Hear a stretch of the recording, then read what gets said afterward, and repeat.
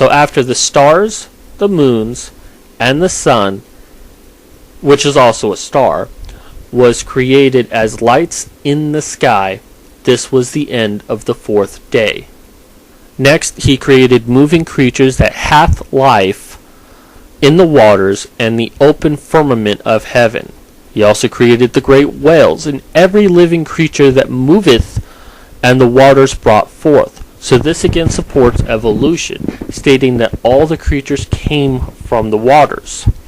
But perhaps not, because chapter 1 verse 22 seems to put the moving creatures in just the waters and the fowls on the earth, meaning more specifically in the heavens, but it says earth.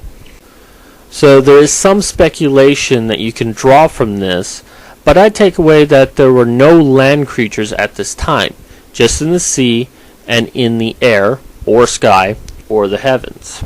This is the end of the fifth day. Then God said, "Let the earth," lowercase, "bring forth living creatures after his kind." Now, this was the cattle, the creepy things, no words yet for insects or arachnids, and beasts. So how can it be brought forth if the only thing available was fowl and the creatures of the sea? Another bit of support for evolution. Then, at the last minute, God said, "Let us make man in our image, after our likeness." Let me read that again. Let us make man in our image, after our likeness. Us, our. Now, does God see himself as multiple people at once, or are there other gods? Knowing nothing of how this God came to be, this leaves much for interpretation, which, by the way, isn't the only time we see this occurrence of references of more than one God. And we'll explore those as we come to them, but it's kind of interesting. There's only one God, but he refers to himself in the plural, or refers to plural of gods. So he created man and woman, who has dominion over all creatures that God has thus far created. Then he told them to be fruitful and multiply, replenish the earth, lowercase, and subdue it, and with that every herb, tree, and meat. This was the sixth day. End of book 1. So, as we can see, this chapter contradicts itself. We have light on the first day, but the sun on the fourth day. The planet has no form, but it has water. We also see some outrageous things, that if there was a God, he felt that the writer was too stupid to understand what an atmosphere was, so he presented false information, or the person guessed what caused the rain to occur. And the fact that many things were not created, but God allowed the planet to bring forth. Now that last statement supports the idea of evolution, but 6 days for creation, that is certainly not enough time for evolution. That is certainly not enough time to bring forth things on the planet.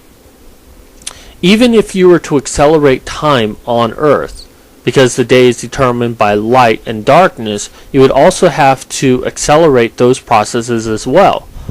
So this is not as logically sound of time acceleration. Now others have stated that it could have been thousands of years for each day, but the passages of this chapter do not support that, because it clearly demonstrates what is day and what is night. I take away from this, though inspired through God, it was the interpretation of those who wrote the story. Since we know nothing of who wrote this part of the Bible, much less when and where it was written, much is left open to assumption, which for as an important document of 3 major religions is not good. It is hard for me to put my trust in something if I do not know anything about the person who wrote it, and much of the Bible is like that. Now, if I were to read a news article from the Onion News Network, not knowing it was fake, that someone told me about an article they read and made no mention that it was fake or for the purposes of a joke, without knowing who wrote it and what context it was written for, how can I know the validity of the story? If I were to apply about not knowing who wrote the Bible to the news story, I am gullible to believe anything that person has to tell me, because at this point it is hearsay.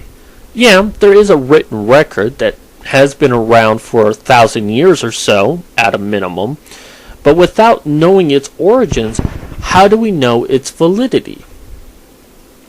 As stated in the first video of this series, this is a fundamental issue I have with the Bible.